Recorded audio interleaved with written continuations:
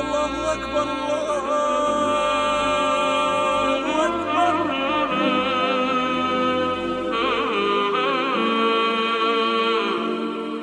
Täçildi vallahi.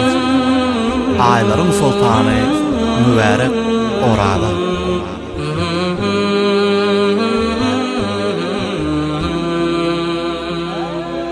12 ayın sultanı, sabırlı eder insanı, kalbına salar imanı, musulman ay orada.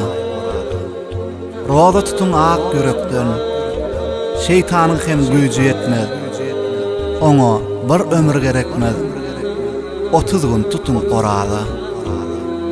Açılar soğap kapılan, ençeme günahın ötüler, çağalar gelse kapıdan, boşlap her öy orada.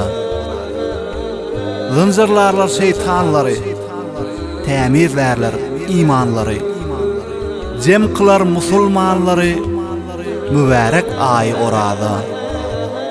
Allah'ım özü kabul etsin, musulmanlar roza tutsun, sağlık bilen tövbe etsin, kabul et Allah'ım orada.